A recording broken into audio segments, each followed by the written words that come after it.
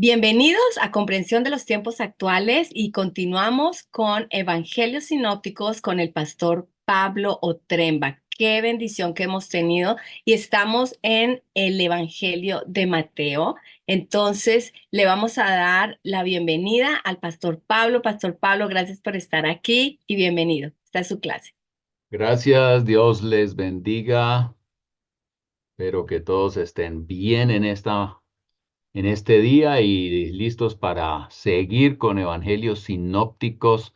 Antes de entrar aquí, un pequeño pensamiento que yo creo que vale la pena considerar también en el contexto del estudio de los evangelios. Y es que a veces nosotros estamos como predicadores hablando de una y otra cosa y estamos hasta a veces fascinados de algunos temas, y sea de la Biblia como sea de afuera también. A veces estamos muy fascinados con cierta gente, le conocemos todas las debilidades y fortalezas a las personas, podemos hablar de ellos, de un futbolista, de alguien de la farándula, y, y sabemos un montón, pero ¿qué sabemos de Jesús? ¿Qué sabemos de él, de su vida, de su ministerio, de lo que él dijo? Y yo creo que cuando estudiamos los evangelios, nosotros de alguna manera nos estamos acercando a Jesús, y yo creo que no solo nos estamos acercando a Jesús, sino también lo estamos viendo cómo actúa, qué es lo que enseñó, y estar a sus pies. Eso es lo que va a marcar nuestra vida, es lo que va a cambiarnos, eso es aquello que de verdad nos va a transformar. Por eso yo les animo que cuando estén leyendo los evangelios o estudiando eh, aquí con comprensión de los tiempos, los evangelios sinópticos, o cuando estén estudiando el evangelio de Juan, y miren de cerca a Jesús, este que vino a este mundo a entregar su vida en rescate por nosotros, el que nos ama, que ahora dio su vida. Él es la roca golpeada de la cual sale esa agua fresca que nos va a ayudar a crecer. De esa agua podemos tomar y podemos ser árboles que crecen, cuyas hojas no marchitan, y sus frutos pues los producimos en el momento correcto, y todo lo que hacemos prosperamos. ¿Pero por qué? Porque tomamos agua fresca de la roca que ha sido golpeada. Nuestro Señor Jesucristo, hoy resucitado, envió su Espíritu y está entre nosotros viviendo, y ese Espíritu nos revela a quién, a Jesús, nos hace grande a Jesús. Y cuando leemos los evangelios, el Espíritu Santo de alguna manera siempre está obrando en nosotros para mostrarnos a ese Jesús que tanto nos ama, tanto hizo por nosotros, que nos acompaña día a día, quiere transformarnos y quiere tenernos en la eternidad junto a sí, y lo vamos a estar adorando. Enamorémonos de Él y hablemos más de Él, de Jesús, de este quien es nuestro héroe y es nuestro Señor, es nuestro Dios. Aleluya. Eso como una introducción aquí para animarlos a mirar a Jesús. ¿Quién es Él? ¿Quién es Él? ¿No es cierto? ¿Cómo trata a la gente? Aleluya. Ok, en esta sesión yo quiero que nosotros vayamos a Mateo capítulo 2. Si usted quiere, y le recomiendo, abra su Biblia en Mateo capítulo 2 a partir del versículo 23, y vamos a ver si podemos llegar hasta Mateo capítulo 4, versículos 17. Entonces, acá, a partir de este capítulo 2 de Mateo, nosotros vamos a ver lo que es la preparación de Jesús para su ministerio. Capítulo 2, 23 y siguientes. Naturalmente, ahí viene inmediatamente el capítulo 3 y después el capítulo 4. El 23 es el último versículo de de Mateo 2 dice, después la familia fue a vivir a una ciudad llamada Nazaret y así se cumplió lo que los profetas habían dicho, lo llamarán Nazareno. Y después viene, en esos días Juan el Bautista llegó al desierto de Judea y comenzó a predicar. Algo que aquí cuando leemos estos capítulos vamos a notar rápidamente es que del capítulo 2 23 al capítulo 3 versículo 1 hay como un salto muy rápido, pero de hecho hay una época muy grande que no relata Mateo nada de ella. Es esa etapa de la niñez o juventud de Jesucristo y de la eh, ¿cómo se dice? El tiempo de, nosotros diríamos del joven adulto, aunque en esos tiempos la gente llegaba a ser adulta a los 30. Así que aquí hablamos de la etapa de entre 12 o menos todavía hasta los 30 años. No sabemos nada de Jesús fuera de un evento que Lucas lo menciona y es cuando Jesús va al templo con sus padres y a cumplir con ciertos rituales, con cierta adoración.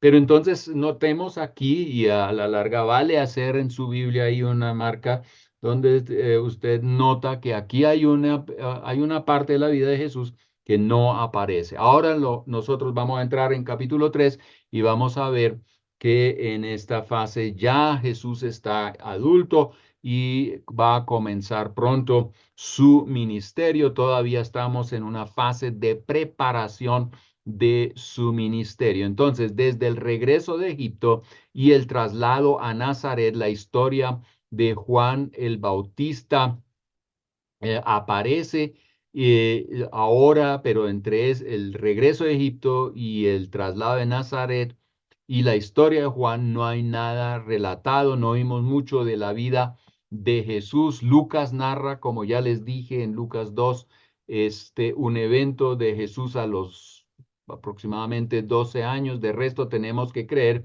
que Jesús fue educado según las costumbres de aquel tiempo y maduró como cualquier otro humano en ese tiempo. Lucas 2 51 al 52 nos relata que él creció, sí, y maduró como cualquier otro.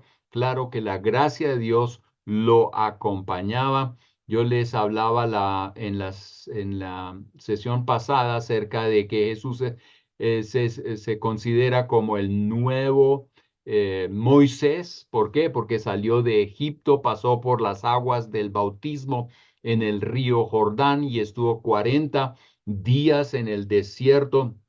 Luego subió a un monte para entregar su enseñanza. Este es el Sermón del Monte.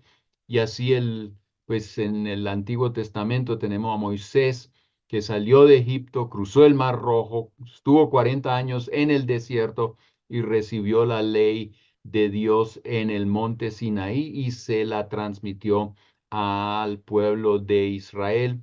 Así que vemos aquí que Jesús es mayor que Moisés. ¿Por qué? Porque Él rescatará a Israel de la esclavitud. Él dará una nueva enseñanza divina. Él salvará del pecado y trae una nueva relación de pacto entre Dios y su pueblo. Y claro que el pueblo se amplía más con la venida de Jesús porque ya no es solamente Israel la que está en el radar y en la narrativa, sino que ahora entra todo el aspecto de los gentiles que también Dios los tiene en la mira para ser salvos, para empoderarlos y para hacer con ellos historia. Miremos Juan el Bautista. Este hombre se dice en Mateo capítulo 3 1 al 10 que es el personaje que preparó el terreno de los corazones de la gente llamando al arrepentimiento. Podemos comparar su ministerio con el de arar, yo hablaba de eso, la tierra y preparándola para la siembra. Juan el Bautista o con él la gente volvió a poner atención y a sensibilizarse para las cosas de Dios, que recuerden, por 400 años la voz de Dios se había callado en el pueblo de Israel. No había durante ese tiempo profetas, el templo y toda la cosa alrededor de él era muy legalista, no había vida, era simplemente un tiempo muy seco antes de que apareciera Juan el Bautista llamando al arrepentimiento. Es como un tocar las campanas, alístense porque ahora viene algo que Dios va a hacer entre ustedes y eso es clave, va a cambiar la historia. El ministerio de Juan el Bautista estaba, como ya les dije, enfocado en el arrepentimiento y eso sí lo enfatiza él mucho. Si usted quiere aprender qué significa arrepentimiento, tiene que considerar lo que Juan el Bautista está enseñando acerca del arrepentimiento y él está esperando que no sea simplemente, ay Dios, lo siento que acabé, que hice algo mal, sino aquí hay eh, implícito un cambio de vida y este lo menciona Juan el Bautista en su predicación una y otra vez. De hecho, reprende a aquellos donde él ve que no hay un cambio de vida. Si el arrepentimiento no lleva al cambio de vida, prácticamente no ha habido un arrepentimiento. Además, Juan el Bautista anunciaba la venida de uno que es más poderoso que él. El mensaje de Juan el Bautista era Jesús de Nazaret. Él no estaba predicando para hacer sentir bien a la gente, él estaba predicando para anunciar que venía uno que era más poderoso que él. Mateo 3:11 y también lo podemos leer en Marcos 1:7 como igual en la historia paralela en Lucas. La mención del bautismo con el Espíritu Santo seguro estaba haciendo referencia al día de Pentecostés y a la vida de los creyentes empoderados con el Espíritu Santo, porque recuerden que Juan el Bautista dice, yo los bautizo a ustedes con agua, pero él los va a bautizar o va, sí, bautizar con el Espíritu Santo. Él usa esta expresión en su anuncio y esto pues obviamente está hablando, haciendo referencia al día de Pentecostés cuando todos los creyentes iban a ser empoderados para cumplir la misión de Dios. De Juan el Bautista leemos que apareció en el desierto, cumpliendo así el anuncio que se hizo en Isaías 40, versículo 30. Versículo 30, dije, es 3.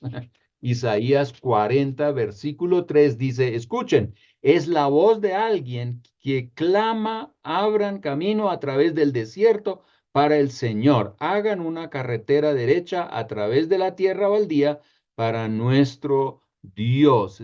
Es obvio aquí que Juan el Bautista es el cumplimiento de una profecía dada en el Antiguo Testamento y recordemos que Mateo siempre está haciendo también referencias al Antiguo Testamento para demostrar que ese Jesús que ellos estaban viendo o que pasó por este mundo, que murió y resucitó, era el Mesías anunciado. Juan el Bautista advierte fuertemente a los líderes judíos que habían venido solo a observar sus bautismos, Mateo capítulo 3 7 al 10 y ellos no daban señal de un verdadero arrepentimiento, cambio de vida no había y por eso él se va fuerte contra ellos. Uy, este hombre no les temía a estos religiosos y les jalaba las orejas porque él estaba prácticamente denunciando toda religiosidad falsa y y todo show entre los líderes judíos. El Evangelio de Lucas menciona algunas instrucciones éticas que este hombre dio en su momento, como que debían no cobrar más de lo que deben y otras cosas, pero tenemos también aquí una enseñanza ética en el mensaje de Juan el Bautista. En Juan, sí, en Juan, el Evangelio de Juan, Juan anota también algo más. Juan 1:23 dice, Juan contestó con palabras del profeta Isaías, soy una voz que clama en el desierto.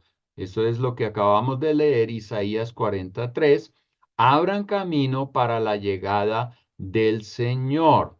Y Juan también menciona que este que viene es el Cordero de Dios que quita el pecado. Juan 1:26 a 36. Aquí podemos ver no solamente lo que estaba Juan haciendo en el Jordán, sino también podemos hacer un estudio de los puntos de su predicación. ¿Qué eran los puntos claves de lo que él estaba predicando? Entonces predicaba acerca del arrepentimiento, prepárense, sean sensibles a las cosas de Dios. Él anunciaba que él era una respuesta a la profecía que se había dado. Él esperaba que cambiaran la vida y lo otro es que él estaba anunciando a Jesús. Él siempre estábamos quitando los ojos de sí como predicador a aquel que iba a venir y quien era el Cordero que quita los pecados del mundo. A veces nuestras prédicas hablan mucho de nosotros y poco de Él. Eso es algo para considerarlo. Ahora, Jesús se deja bautizar por Juan el Bautista, se somete a obedecer en todo, como lo dice Mateo capítulo 3, 13 al 16. eh, y lo que nos debe llamar la atención, sí, lo que tenemos que considerar es que Jesús fue equipado para el ministerio con el Espíritu Santo. Mateo capítulo 3, 16, el Espíritu Santo viene sobre este Jesús y lo empodera. En Lucas capítulo 4, nosotros escuchamos o leemos de Jesús lo siguiente, 4:18 al, al 19. Aquí dice, el Espíritu del Señor está sobre mí, porque me ha ungido para llevar la buena noticia a los pobres. Me ha enviado a proclamar que los cautivos serán liberados, que los ciegos verán, que los oprimidos serán puestos en libertad y que ha llegado el tiempo del favor del Señor. Anotación acá. Jesús es bautizado, recibe el Espíritu Santo. ¿Por qué? Porque él en su humanidad necesitaba, como hoy nosotros también, el poder de lo alto para cumplir la misión de Dios. Y aquí en Lucas 4 Jesús lo afirma, que él fue ungido para llevar la buena nuevas o las buenas noticias a los pobres, liberar a los cautivos, sanar a los enfermos y otras cosas. Pero él las hacía, ¿por qué? Porque él estaba ungido, el Espíritu Santo lo acompañaba en todo su ministerio y su vida pública. Por un cierto tiempo, el ministerio de Juan el Bautista y el ministerio de Jesús funcionaban paralelamente. Hubo un momento donde Juan seguía bautizando y Jesús ya había comenzado su ministerio. Sin embargo, el ministerio de Juan el Bautista pronto comenzó a mermar y el ministerio de Jesús se hacía cada vez más visible. Esto lo podemos leer en Juan capítulo 3. Juan el Bautista aclara en Juan 3:30, ustedes mismos me son testigos de que dije, yo no soy el Cristo, sino que he sido enviado delante de él. Hablando de identidad, Juan el Bautista sabía exactamente para qué había venido, cuál era su tarea y cuál era su relación con Jesús. Y él no era la última Coca-Cola en el desierto. Él era el que anunciaba que venía alguien más grande que él y que había sido enviado. Y él claramente dice, yo no soy el Cristo o el ungido, sino que he sido enviado delante de él. El ungido, porque eso es lo que dice, significa Cristo, es Jesucristo, es otro, el ungido es otro. Juan el Bautista confrontó en su momento también a Herodes respecto a su matrimonio ilícito que tenía, y esto pues creó tensiones y eso posiblemente más adelante pues le costó la vida. Este le trajo problemas, obviamente. En Marcos 6, 17, 20 leemos cómo confronta a Juan el Bautista a Herodes. Más tarde la esposa de Herodes, quien parece odió a Juan el Bautista, eh, pues pide la muerte de Juan. Eh, Marcos capítulo 6 relata esa historia. Juan el Bautista tuvo un momento de dudas acerca de Jesús cuando miramos la vida de Juan el Bautista. Hasta los hombres más grandes pues pueden dudar en algún momento y Juan dudó en su momento y claro, aquí vemos también en la historia, en el relato, que Jesús afirma el ministerio de Juan y entonces, bueno, tristemente, Juan el Bautista es alguien quien después es decapitado y pues ahí termina su historia. En Mateo capítulo 4, 1 al 11. Ahora hagamos ese salto al capítulo 4.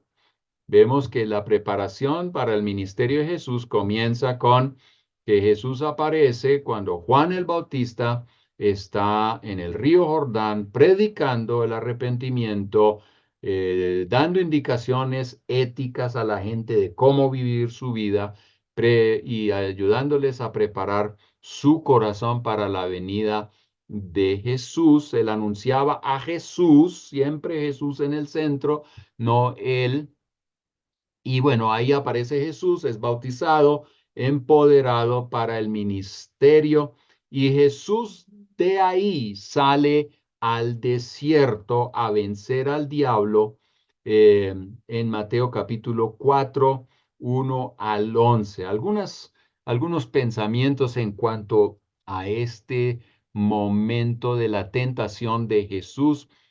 Seguro que esto se presta para un estudio totalmente aparte, pero algunos detalles aquí pequeños. Jesús fue bautizado en agua, empoderado por el Espíritu Santo, confirmado por el Padre. Recuerden que desde el cielo hubo una voz, este es mi Hijo amado en quien tengo complacencia. La identidad de Jesús fue revelada, obviamente aquí Jesús es el Hijo de Dios, el Padre lo confirma. Ahora, la pregunta es, ¿será Jesús fiel a su llamado? Esa es la pregunta que o Jesús va a responder en Mateo capítulo 4, 1 al 11. Pues después del bautismo, y semejante dinámica, imponente voz del cielo, la paloma que viene sobre él, podríamos esperar que fuera lanzado de inmediato al gran ministerio, al ruedo, y ahora va a luchar las grandes batallas y pelear ahí con leones y tigres y predicar el evangelio. Pero lo que pasa es que él fue enviado primero al desierto por el Espíritu Santo, dice ahí capítulo 4, versículo 1. Él fue enviado por el Espíritu Santo al desierto. Wow. Eh, Eso hay que masticarlo primero, ¿no es cierto? Muchas veces creemos que Dios no nos lleva a lugares donde estamos inactivos o donde somos hasta probados para poder prepararnos para lo que viene en el futuro. En el desierto, Jesús enfrenta al diablo y sus tentaciones. ¿Cómo iba a usar el poder que ahora tenía? ¿Cómo lo iba a usar? Ahora está empoderado. ¿Cómo lo iba a usar? Iba a usar el poder de sanar enfermos, echar fuera demonios, resucitar muertos para satisfacer sus propias necesidades, para probar a Dios y al mundo, para hacer que la gente lo siga, para recibir el aplauso de la gente. ¿Iba a hacer esto o iba a decidir confiar completamente en el Padre y seguir el camino de la cruz o hacia la cruz? La presencia de fieras y ángeles en el desierto solo es mencionado por Marcos en Marcos capítulo 11, 1, 12 al 13.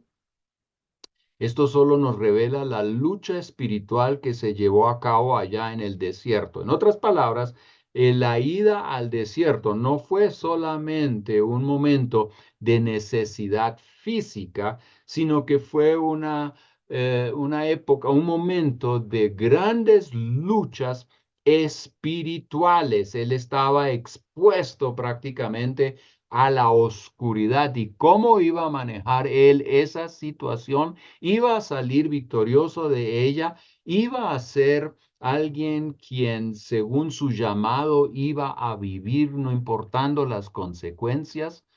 Este Jesús, allá en el desierto, luchando tremendamente, allí fue tentado en el desierto para mostrar lo que había en su corazón, como en el caso de Israel en Deuteronomio 8, 2 al 3. Ellos fueron llevados también al desierto. ¿Para qué?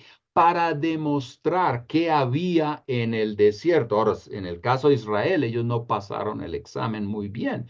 Ellos pues muchas veces fallaron, se quejaron, dudaron, dejaban a Dios siguiendo otros dioses, viviendo desordenadamente, apartados de Dios. Ellos no pasaron la prueba en el desierto. ¿Iba Jesús ahora a pasar la prueba en su desierto?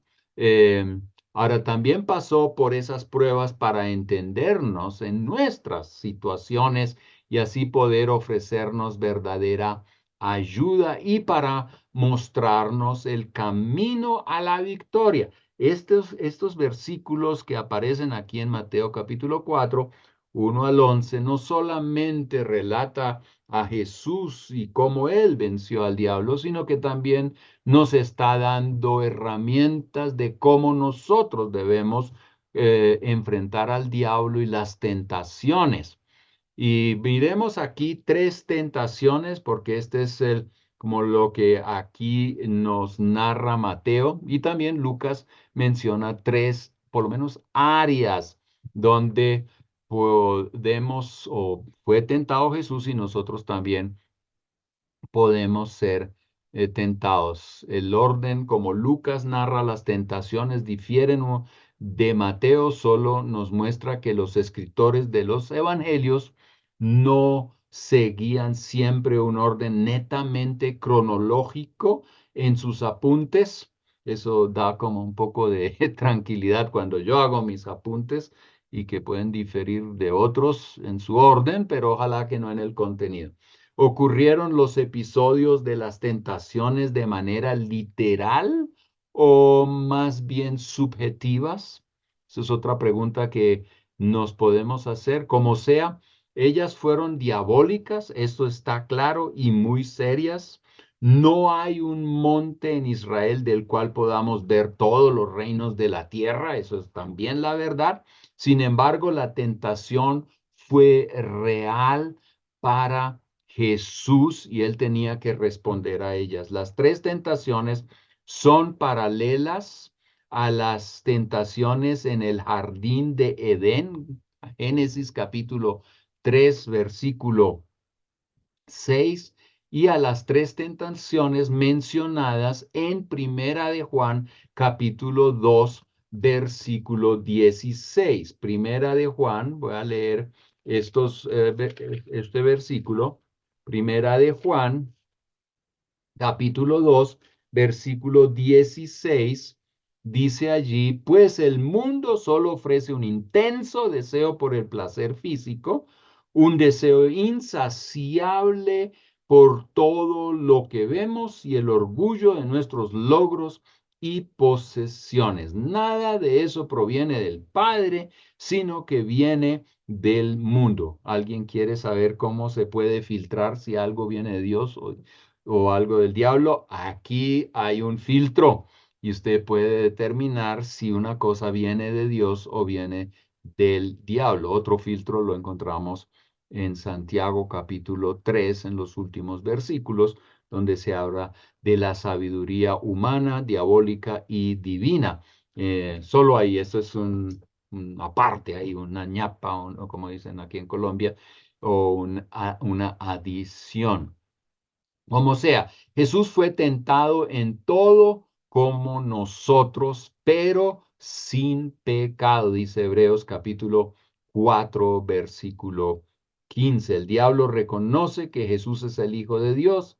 Él dice, si usted es el Hijo de Dios, entonces él lo reconoce como tal, lo desafía. Es terrible lo que el diablo hace ahí. Pero Satanás se revela como el agente principal en la tentación. Mateo capítulo 4 lo dice claramente. Él es como el principal agente en la tentación. Es el que inspira, el que impulsa en la dirección incorrecta. Eso ocurre igual en el Edén. Génesis capítulo 3, vemos que es la serpiente que aparece y tienta a Eva y la quiere pues desviar en su enfoque y en sus decisiones, lo cual ocurre, y por eso tenemos todo ese problema que hoy está.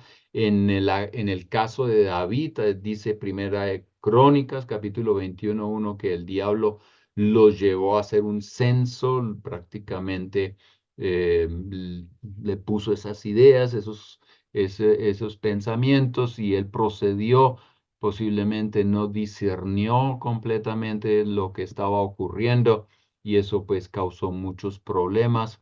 En la vida de Jesús vemos al diablo como el agente principal en la tentación, y en el caso de los creyentes también. Primera de Pedro 5:8 dice que él anda como león rugiente buscando a quien devorar.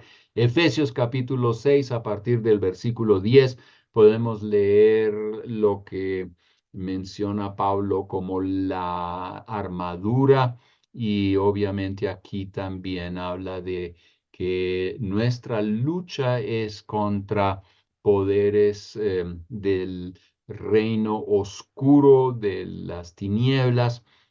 Obvio aquí que la gente principal que tenemos que enfrentar en la vida y que desea desviarnos en nuestra atención y devoción a Dios es el diablo. Las tres tentaciones tenían que responder a las siguientes preguntas. La primera, y yo aquí sigo el orden de Mateo, sobre qué valores va a construir Jesús su vida y ministerio. ¿Considerará más importante el hacer la voluntad de Dios o el suplir para las necesidades personales? En Mateo, regresemos allí a Mateo capítulo 4.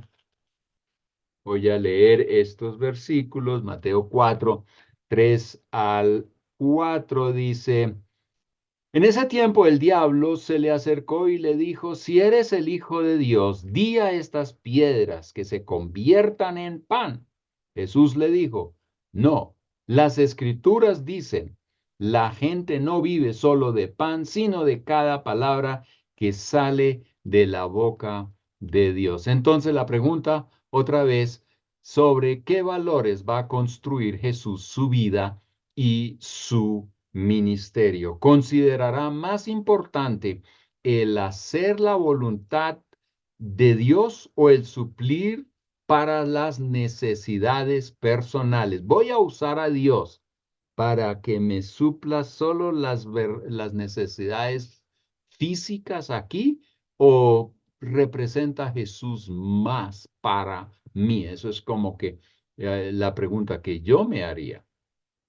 Eh, la otra tentación la encontramos en Mateo capítulo 4, 5 al 7. Después dice aquí, después el diablo lo llevó a la santa ciudad, Jerusalén, al punto más alto del templo y dijo, si eres el Hijo de Dios, tírate, pues las escrituras dicen, Él ordenará a sus ángeles que te protejan y te sostendrán con sus manos para que ni siquiera te lastimes el pie con una piedra. La pregunta que surge aquí es, ¿irá Jesús a demostrar que tiene poder para impresionar? ¿Se va a meter en una situación y presumir que Dios se va a manifestar? Eso es probar a Dios. ¿Qué hermenéutica va a emplear? ¿Cuál va a ser su actitud hacia la palabra de Dios? Porque aquí él viene diciendo que, bueno, las escrituras también dicen, ¿no es cierto? La Biblia dice. Y entonces la pregunta es, ¿qué hermenéutica va a aplicar? ¿Va a acomodar esto a su manera o va a seguirle la corriente a una hermenéutica totalmente equivocada como la que presenta el diablo? Oye, el que tenga oídos, que escuche. ¿Por dónde es que el diablo quiere meter hoy mucho error o dañar a la iglesia? Por el lado de la doctrina, por el lado de la palabra de Dios. Usa la Biblia, pero con una hermenéutica totalmente equivocada y que la gente como lo lee y lo dice, está bien, ok, entonces él tiene razón. No, él no tiene razón. Por eso es tan importante que nosotros estemos leyendo la Biblia, estudiando, reflexionando, pero también aplicando una hermenéutica sana, correcta y naturalmente encontrar la aplicación correcta también para la palabra de Dios en nuestro diario vivir. Y la tercera tentación la encontramos en Mateo capítulo 4, 8 al 11. Dice, luego el diablo lo llevó a la cima de una montaña muy alta y le mostró todos los reinos del mundo y la gloria que hay en ellos. Te daré todo esto, dijo, si te arrodillas y me adoras. Vete de aquí, Satanás, le dijo Jesús, porque las escrituras dicen, adora al Señor tu Dios y sírvele solo a Él. Tener o no tener, pero ¿a cuál precio? ¿A quién le va a rendir culto? Eh, hmm. Esto, pues aquí hay mucho que hablar y ese no es el propósito de este estudio aquí, hablar a fondo de estas tentaciones, pero estas dan como una especie de bosqueo para que usted pueda seguir meditando acerca de estas tentaciones. Jesús responde, y esto es lo que yo quiero aquí como subrayar. Responde a las insinuaciones de Satanás con palabras del Deuteronomio, pasajes claves de los 40 años de Israel en el desierto, que pues pasó por allí y fueron palabras claves de ese tiempo que Dios habló al pueblo de Israel y tristemente pues Israel no salió muy victoriosa de esas situaciones. Pero el otro es que el arma que Jesús usó para vencer al diablo fueron las escrituras, y lo repito y lo subrayo. Él usó las escrituras para em, em, sí, vencer al diablo, para hacer guerra espiritual. Usemos esa frase que por ahí pues se usa mucho en el mundo cristiano. ¿Cómo lo hizo? Con la palabra de Dios, no con gritería, no con saltos mortales o cosas por el estilo. la palabra de Dios bien interpretada, bien aplicada al momento, eso los llevó a la victoria a Jesús y a que el diablo tuviera que huir. Entonces, una lección aquí, y esto es otra vez como predicando, pero esto nos muestra cuán importante es que nosotros estudiemos la palabra de Dios. Muchos tienen apatía al estudio de la Biblia. Oye, tremendo, tremendo. Sin la Biblia nosotros no vamos a poder vencer al diablo. De hecho, en Efesios capítulo 6, de la espada es la palabra de Dios. Con ella es que podemos vencer al enemigo y sacarlo a correr. Entonces, eso en cuanto a la tentación. Ahora, Jesús es tentado, él vence y sale de esa tentación, regresa del desierto y regresa y comienza su ministerio. En Mateo capítulo 4, versículos 12 y siguientes, estamos viendo el comienzo del ministerio de Jesús. Y si usted tiene su Biblia abierta, seguramente este párrafo tiene hasta un título, Comienzo del ministerio de Jesús.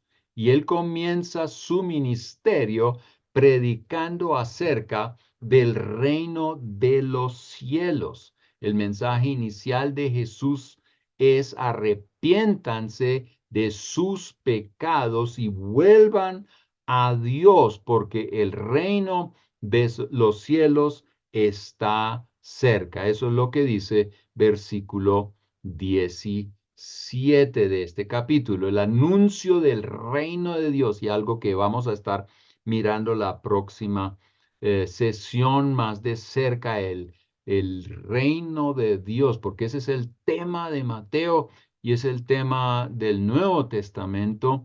¿Qué significa eso? ¿Qué implicaciones tiene? Em, el reino de Dios, entre otras, es la operación de rescate de Dios para todo el mundo. El rescate viene por medio del Rey Jesús. Jesús vino a confrontar el mal, especialmente el mal espiritual y todo lo que eso conlleva en relación con la enfermedad y la muerte, porque ahí tiene sus consecuencias. Vino a establecer el reino de Dios, Jesús, y a crear una nueva familia que le seguirá obedeciendo sus enseñanzas. Jesús, el rey de este reino, es el que pues es predicado también, es demostrado en estos evangelios. Por eso Jesús comenzó a sanar a los enfermos y a crear una nueva comunidad. Entonces Jesús comienza su ministerio predicando acerca del reino de los cielos con todas sus cosas, los milagros, restauración de las vidas, vida nueva, perdón de los pecados. Todo esto está incluido en esto. En este contexto, Jesús, comenzando ya a predicar, él hace otra cosa. En Mateo capítulo 4, 18 al 22, vemos que él inmediatamente, comenzando su ministerio, elige a los discípulos, a los 12. Jesús eligió ahí personas en las que él iba a invertir de manera especial y quienes iban a expandir en el futuro su ministerio. Y aquí yo diría que la frase o el versículo clave es el 19, donde dice que los llamó diciéndoles, vengan, síganme y yo les enseñaré cómo pescar personas. Y cuando leemos el Evangelio de Mateo, este es la ruta que Jesús siguió durante todo el tiempo hasta entregar su vida y después, cuando resucita, envía a sus discípulos a todas las naciones como pescadores de personas. Entonces, y este es el plan de trabajo también. Mateo capítulo 4 19. Vengan, síganme y yo les enseñaré eh, a pescar personas. Entonces, inmediatamente él elige estos 12 porque él sabía que él iba a permanecer solo un corto tiempo aquí en la tierra, 3 años o algo así, y vino a dar su vida en rescate por la gente. En Mateo 1 lo habíamos revisado. Él vino como el cordero, como dice Juan capítulo 2. Él viene como el cordero que quita el pecado del mundo y esto lo va a poder hacer si muere y resucita. Pero como el plan de Dios es las naciones, el mundo entero, todos tienen que escuchar el Evangelio. Él no quiere que alguien se pierda, sino que todos lleguen al conocimiento de la verdad y sean salvos. Él estaba pensando cómo va a llegar esto hasta los confines de la tierra. Entonces, él para eso invierte en unos discípulos. Y interesante, él no escribe un libro, él no hace un podcast. Y yo no digo que eso sea malo, pero el énfasis aquí es muy interesante. Alguien dirá, bueno, pero en ese tiempo no existían esas opciones. Bueno, el libro sí, él hubiera podido escribir, no sé, un gran libro, pero él invierte en gente. Él, eh, él mira en la gente y libros son muy importantes. Yo leo libros, leemos la Biblia, es un libro clave y tenemos que leerlo. Los libros nos enseñan, nos inspiran, mejor dicho, son una gran, gran bendición. Pero para tener un movimiento a nivel global necesitamos gente que es entrenada. Y eso es lo que hace Jesús. Su método en el ministerio está aquí en Mateo capítulo 4, versículo 23. Jesús viajó por toda la región de Galilea, enseñando en las sinagogas, anunciando la buena noticia, el reino y sanando a la gente de toda clase de enfermedades y dolencias. Y bueno, esto es también hay una cita paralela en Mateo capítulo 9, 35 al 38. Allí dice, Jesús recorrió todas las ciudades y aldeas de esa región, enseñando en las sinagogas, anunciando la buena noticia acerca del reino y sanaba toda clase de enfermedades y dolencias.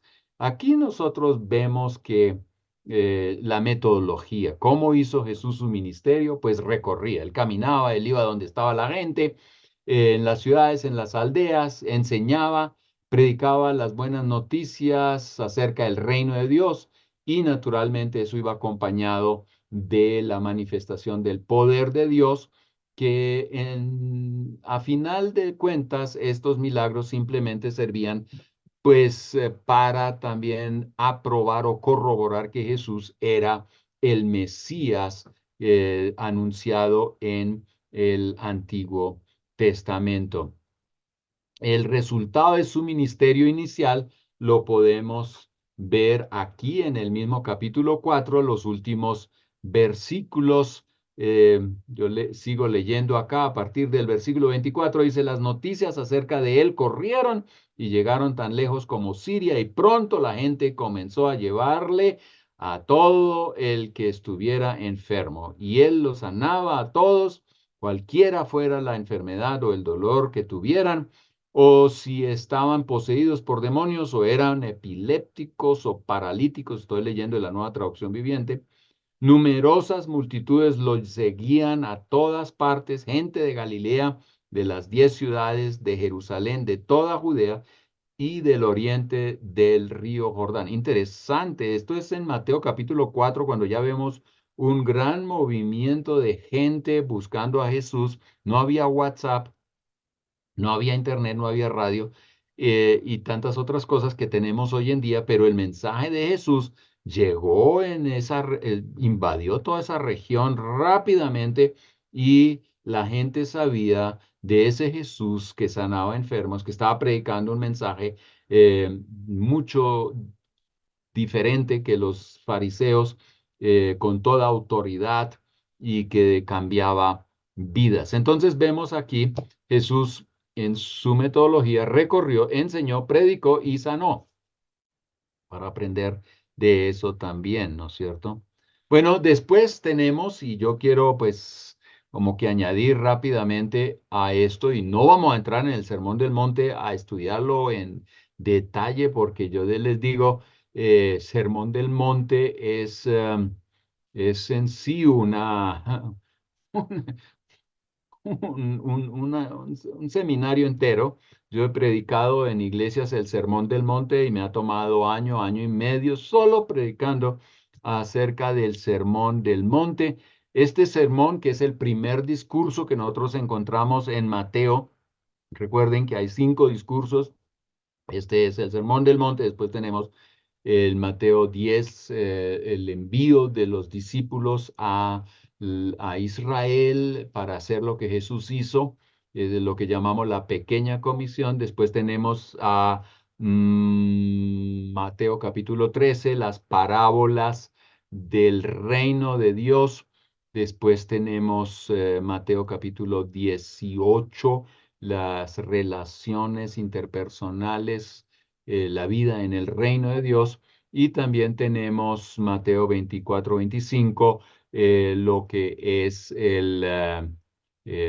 sí, los últimos tiempos o cómo estar preparados para la segunda venida del Señor Jesús. 5 conferencias en sí mismas, muy completas, muy extensas. Pero revisemos algunos puntos aquí del primer discurso, el Sermón del Monte, que también lo llamamos la constitución del reino de Dios. Así como Moisés trajo los 10 mandamientos, Jesús trae el Sermón del Monte. Así que eh, alguien me inspiró hace poco mm, a decir lo siguiente. Si alguien me pregunta, ¿quién es tu Dios? ¿En quién crees? Yo le puedo y le voy a contestar, yo creo en aquel Dios de los 10 mandamientos y del Sermón del Monte, especialmente cuando hoy en día estamos tratando asuntos de ética. Y sí que los estamos tratando. Por ejemplo, temas como el aborto, todo ese asunto de género, y otras cosas, ¿no es cierto? Son temas éticos y para eso la Biblia tiene una respuesta. Entonces, ¿cuál ruta voy a seguir? La ruta del Dios de los 10 mandamientos y del Sermón del Monte. ¿Cómo les parece eso? Eso a mí me gusta mucho, porque eso me da dirección, me da estabilidad, me da claridad, dónde buscar para encontrar una respuesta a las cosas que están ocurriendo alrededor de mi vida. Bueno, Jesús reúne a sus seguidores en una colina y entrega su primer gran enseñanza, lo que llamamos el Sermón del Monte, que encontramos en Mateo capítulo 5, capítulo 6 y capítulo 7. En este sermón Jesús aclara cómo es la vida del reino o en el reino. Más adelante nos vamos a enfocar otra vez en el reino, pero aquí estamos hablando de la constitución del reino de Dios. ¿Cómo vivir la vida en el reino de Dios? ¿Cuál es el ambiente? ¿A qué atenernos? ¿Cómo procesar decisiones en cuanto a nuestras relaciones con Dios y con el prójimo, con nosotros mismos? Aquí en el Sermón del Monte encontramos las enseñanzas de Jesús respondiendo a esas preguntas. En el reino hay solo una cabeza y todos los humanos son invitados a venir y a ser parte de este reino. Las condiciones para entrar en el reino y las reglas de convivencia son para todos igual. Este sermón del monte es para todos. El arrepentimiento, creer en Jesús y seguirle fielmente es el llamado a todo aquel que quiere ser parte del reino de Dios. Jesús aclara que no vino a dejar a un lado los mandamientos del Antiguo Testamento, sino a cumplir todo eso en su vida y en sus enseñanzas. él prácticamente muestra el espíritu de los 10 mandamientos, eh, y no está borrando nada ni haciendo algo indebido. Jesús vino para transformar vidas de tal manera que puedan amar a Dios y al prójimo, incluyendo poder amar a sus enemigos, que esa es bien complicada para algunos o para todos. Uno ama al que uno dice, wow, es buena gente, pero amar al enemigo, ¿cómo lo hacemos? Bien complicado. Pero bueno, aquí Jesús nos da indicaciones cómo hacerlo. Él más adelante pues también nos da el poder del Espíritu Santo para poder vivir una vida que vence el pecado. Él nos da su palabra con la cual podemos tratar cada una de las tentaciones y responder a ellas y salir victoriosos. Un bosquejo así del Sermón del Monte, yo sé que hay otros que lo bosquejean diferente, pero aquí este es un bosquejo bien sencillo, bosquejo del Sermón del Monte. Tenemos en Mateo 4:25 a Mateo 5:1 una gran multitud que está rodeando a Jesús, y por eso vemos en el Sermón del Monte Jesús sentado y una gran multitud, Mateo 5:1. Después leemos en Mateo 5:1 al 2, ¿quiénes son los oyentes? Ahí está el maestro. ¿Quiénes son los oyentes? Primero, los discípulos, los que están cerca de Jesús, ellos son los oyentes primarios, y naturalmente la gran multitud alrededor escuchando la enseñanza de Jesús. Así lo pinta Mateo. Comienza su sermón, Mateo 5:3 al 12, con las bienaventuranzas, con muy bien le va. Usted es alguien al cual hay que felicitar. ¿Por qué? Porque tiene estas actitudes, estos pensamientos, vives de esta manera. Entonces, hay aquí las bienaventuranzas, Mateo capítulo 5:3 al 12. Bienaventuranzas no es algo meramente del Sermón del Monte. Tenemos bienaventuranzas en otros momentos de las enseñanzas mismas de Jesús, pero también en el Antiguo Testamento vamos a estar leyendo mucho. Por ejemplo, el Salmo 1, bienaventurado el que no anda en el consejo de malos, etcétera. Ahí habla de la bienaventuranza de aquel que sigue a Dios. Y estas bienaventuranzas valen la pena estudiarlas una por una, porque transmiten un concepto muy claro de las características de un creyente nacido de nuevo, lleno del Espíritu Santo. Mateo capítulo 5 17 al capítulo 7 versículo 12, encontramos un tópico así general, y es el cumplimiento de la ley. Primero en los capítulos, o en el capítulo 5 17 al 48, leemos acerca de la ley cumplida. Él está cumpliendo la ley. Él habla del homicidio y adulterio, divorcio, juramento, venganza, amar al enemigo. Y en esto, pues él habla mucho acerca de cómo interpretar los 10 mandamientos del Antiguo Testamento, y aclara que estos mandamientos no solamente se violan cuando se comete el hecho incorrecto, sino cuando ya en el corazón las intenciones son las incorrectas. Eso es lo que hace que el Sermón del Monte sea bien tremendo, y no vamos a poder cumplir eso sin haber nacido de nuevo y sin el Espíritu Santo. Esto no lo podemos en nuestras propias fuerzas y en nuestro propio entendimiento. Necesitamos a Dios en nuestra vida. Y el centro del Sermón del Monte está en Mateo capítulo 5, versículo 48. Ahí dice, pero tú debes ser perfecto, así como tu Padre en el cielo es perfecto. En otras palabras, si usted vive como lo enseña Jesús en el Sermón del Monte, entonces usted va a asemejarse a Jesús. Recuerde Gálatas 4:19, Pablo dice, hasta que Cristo sea formado en ustedes. Y uno dice, pero ¿cómo así? ¿Qué significa que yo voy a ser formado a la imagen de Cristo? Pues lea aquí el Sermón del Monte y siga lo que Jesús está enseñando y usted va a entender, estos son los principios del reino de Dios y si yo los estoy siguiendo, obedeciendo, entonces yo estoy siendo cambiado o reflejando la imagen de Jesús. También en este gran, ¿cómo se dice? Gran título, el cumplimiento de la ley, tenemos los versículos entre Mateo 6:1 y Mateo 7:12, donde encontramos la justicia perfecta, un subtítulo prácticamente. Eh, ¿Qué trata esta parte del Sermón del Monte? Aquí te habla de tener compasión por la gente, habla del dar, Mateo capítulo 6:1 al 4, de la generosidad.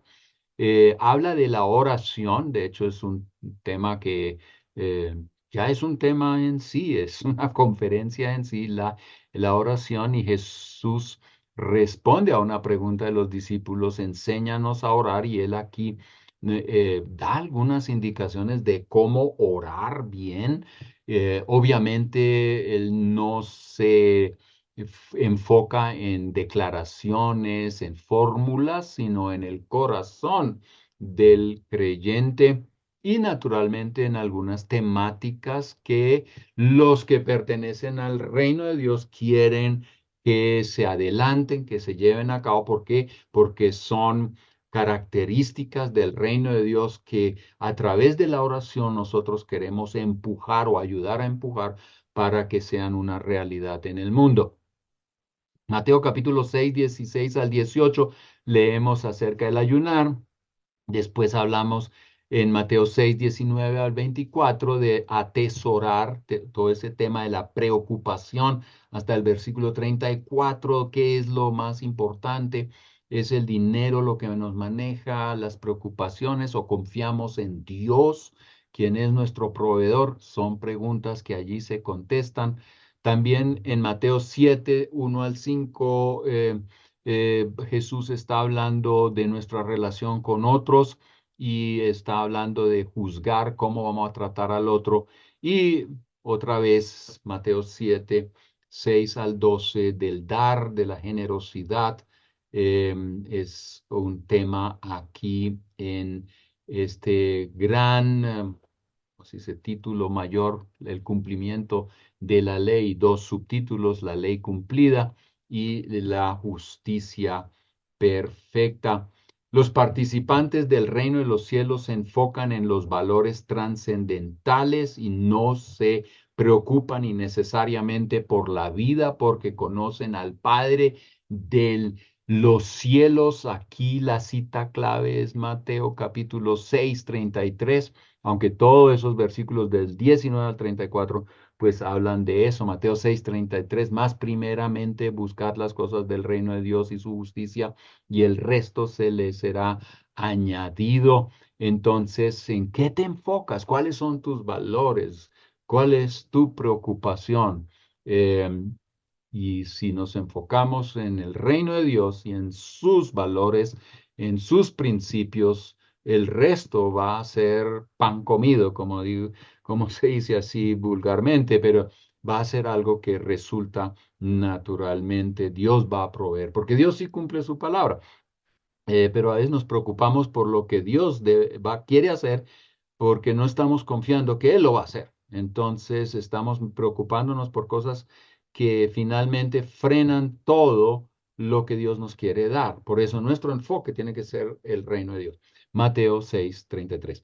Después tenemos Mateo 7:13 al 23, condiciones para entrar en el cielo. Habla muy claro aquí de conocer a Dios, de obedecer sus mandamientos, porque ¿de qué sirve que tengamos una buena conferencia, que sepamos a dónde queremos ir, pero no tomamos los pasos necesarios para llegar allá? Que eso es, la Biblia lo habla claramente obediencia podemos estar hasta viendo y haciendo milagros y no conocer a nuestro Señor Jesús. Habla de las condiciones para entrar. Mateo 10, 7, 13 al 33, perdón, 23, entrar por la puerta angosta, eh, oír y hacer, otra vez la obediencia, Mateo 7, 24 al 27. Y claro, hay una reacción, el maestro y los oyentes, Mateo 20, perdón, 7, 28 al 29. Y con eso voy a terminar hoy nuestra lección. Mateo capítulo 7, dice 28 al 29. Cuando Jesús terminó de decir estas cosas o esas cosas, las multitudes quedaron asombradas de su enseñanza porque lo hacía con verdadera autoridad, algo completamente diferente de lo que hacían los maestros de la ley religiosa. Este me desafía a mí porque yo digo, ¿cómo predicamos nosotros hoy? Predicamos las cosas del reino de Dios con autoridad y toca eso la vida de la gente a tal punto que ellos pues de verdad quieren seguir a Jesús. Esa es una pregunta que cada quien de los que predicamos tenemos que hacernos. Predicamos con la verdadera autoridad para que la gente diga, wow, a ese Cristo yo sí quiero seguir. Y bueno, termina el Sermón del Monte con Mateo 8:1, en realidad. Es este versículo con el que termina el sermón. Ahí dice, al bajar Jesús por la ladera del monte, grandes multitudes lo seguían. Todos esos bloques de enseñanza van a terminar con una frase similar a esta, cuando Jesús terminó de decir estas cosas. Entonces, aquí terminamos con el sermón del monte y la próxima sesión vamos a tener que echarle una mirada más de cerca a lo que es el reino de Dios. Venga tu reino. Hágase tu voluntad como en el cielo, también en la tierra, porque este es un tema que es recurrente, es el tema central de los evangelios, del mensaje de Cristo, y sí, y ese reino tiene un rey, tiene una constitución y tiene una manera de cómo vamos a vivir en ese reino. Bueno, Dios les bendiga y les invito, lean Mateo y lean los evangelios una y otra vez mientras están estudiando estos evangelios y no olviden, échenle una mirada siempre a Jesús, mírenle a él, mírenlo a él, cómo actúa, cómo maneja las situaciones, cómo responde a diferentes situaciones, cómo trata a la gente, qué es lo que enseña. Enamórate de este Jesús, nuestro Salvador. Dios les bendiga. Excelente, Pastor Pablo. Muchísimas gracias.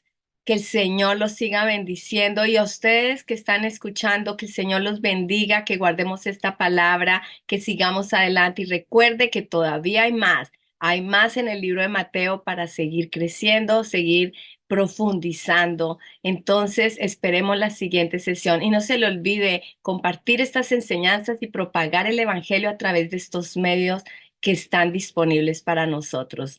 Bendiciones.